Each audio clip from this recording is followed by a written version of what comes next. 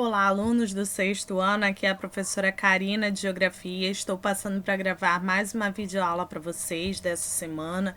Espero que vocês estejam bem, estejam em casa, estejam em segurança, estejam estudando. Qualquer dúvida que vocês tiverem, entre em contato comigo através da nossa plataforma, que eu estarei solucionando as dúvidas de vocês. Então, vamos lá? Hoje nós falaremos da importância das formações vegetais.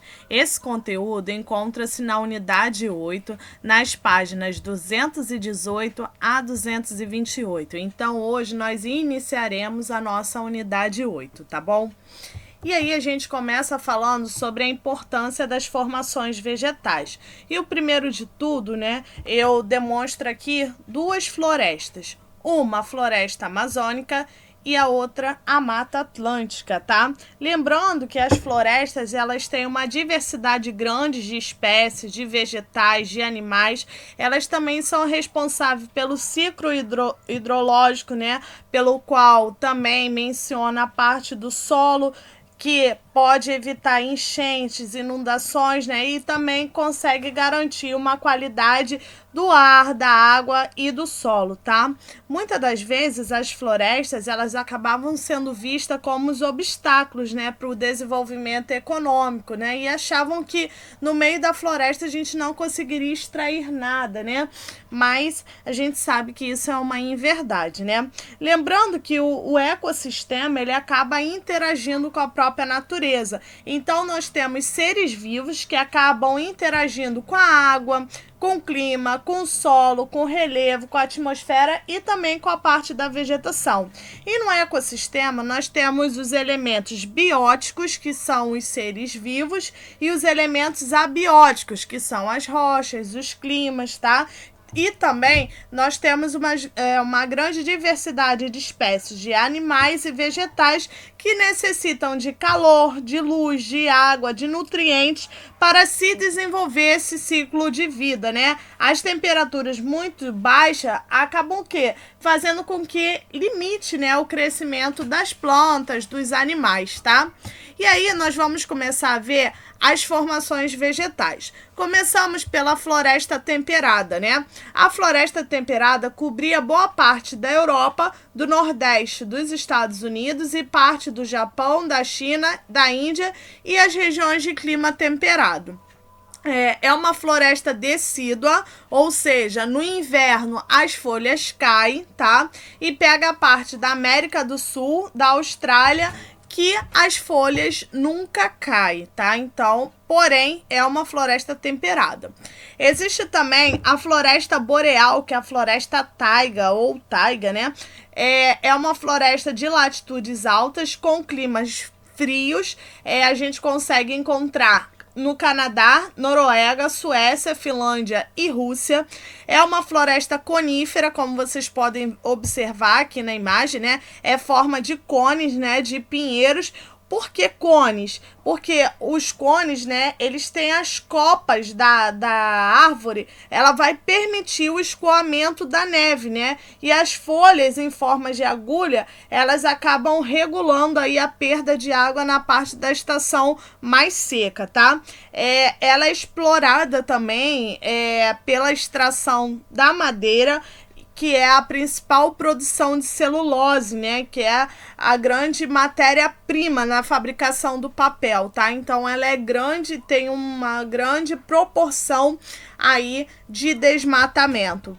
Existe também a parte da floresta tropical e equatorial, que é uma floresta onde você tem os climas mais quentes e úmidos da estação seca, é bem curta, tá? Você tem árvores de grande porte, mais densa, mais exuberante, tem diversas espécies de animais e vegetais. O solo é ácido, tem baixa fertilidade. Essa densa vegetação acaba sendo sustentada pela grande quantidade de matéria orgânica. Ela ocorre na América Central, na América do Sul, na África e no sudoeste da Ásia, tá? Existe também a parte da floresta amazônica, que é um exemplo da floresta equatorial, e a Mata Atlântica é uma floresta tropical. E o desmatamento aí acaba sendo muito grande, porque eles acabam aproveitando a madeira, tanto para para o carvão vegetal, né? Tanto para a produção agrícola, quanto para a parte da pecuária e também a parte da mineração. Então, eles exploram bastante esse tipo de floresta nessa região. Outro tipo de vegetação é a vegetação mediterrânea. Como o nome já diz, né, ela fica próxima ao mar Mediterrâneo, a parte da África do Sul, sul da Austrália e da Califórnia, nos Estados Unidos.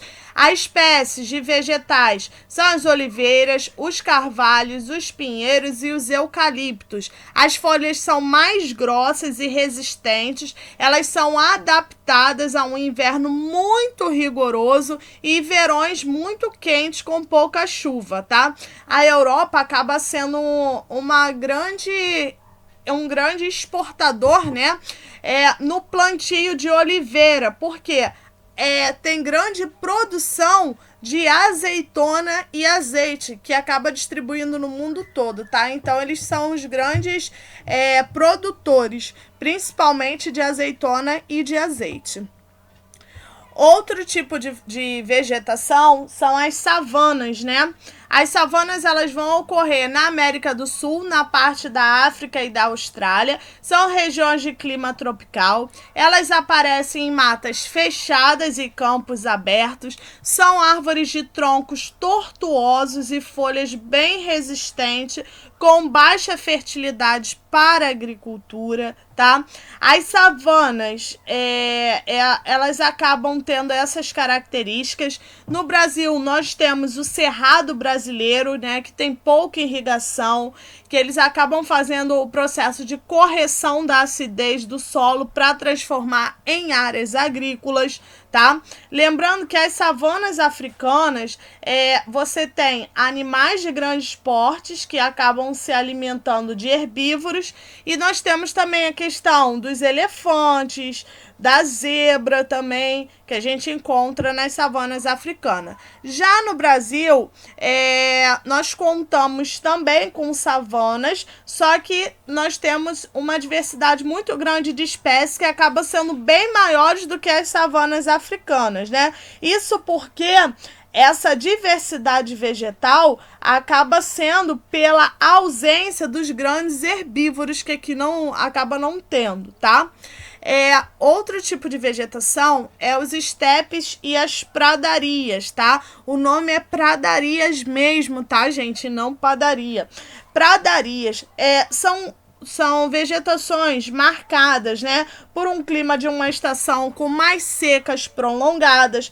Pega a parte do norte americano, os pampas sul-americanos, os estepes europeus e russos, as pastagens naturais com plantas herbáceas, ou seja, elas não têm caule lenhosos que acabam produzindo a madeira, tá? E muitas das regiões, elas foram utilizadas para pecuária, né?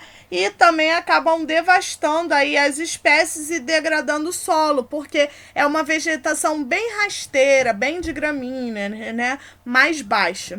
Nós temos também a tundra, né? É uma vegetação de clima polar, com baixíssimas temperaturas, o solo praticamente congelado durante grande parte do ano. Essa vegetação ela só consegue se desenvolver num período mais curto, né? Que é o período de verão, que é a parte do degelo, tá? E a gente consegue encontrar espécies de líquens, algas e musgos, aquelas vegetações bem grudadas mesmo nas partes rochosas, tá? Então a gente consegue encontrar aí um exemplo de tundra.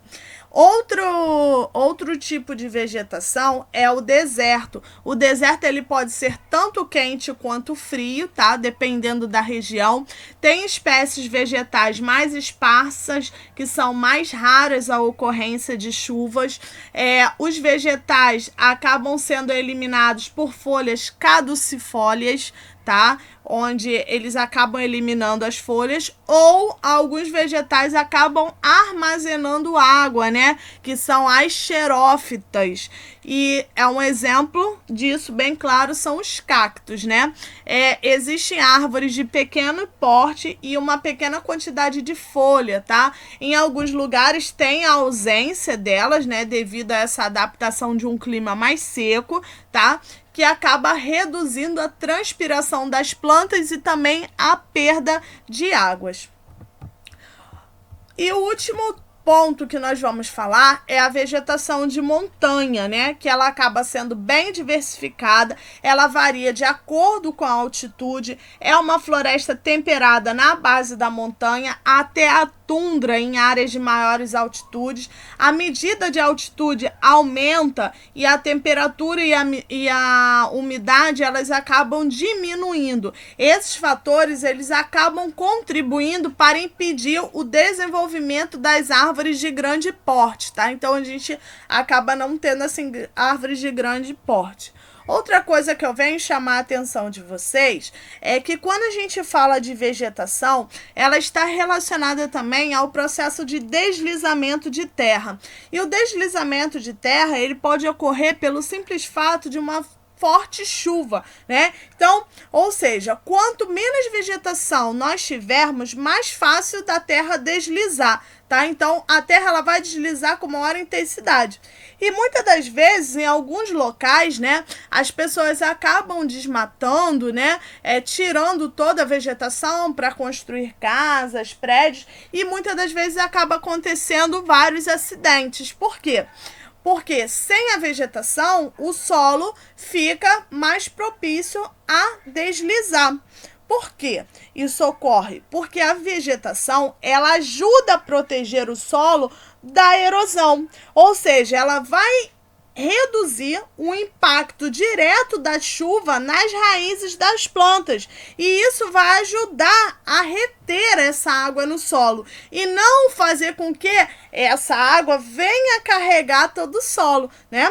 Então, quando você tem a vegetação, ela acaba o quê? Retendo ali a água e não impede o deslizamento, tá? O deslizamento ele acaba sendo um fenômeno natural. Porém, muitas das vezes ele acaba sendo intensificado ou até mesmo acelerado pela interferência humana, pela questão do desmatamento, da movimentação do solo e também através da pressão das construções, tá bom?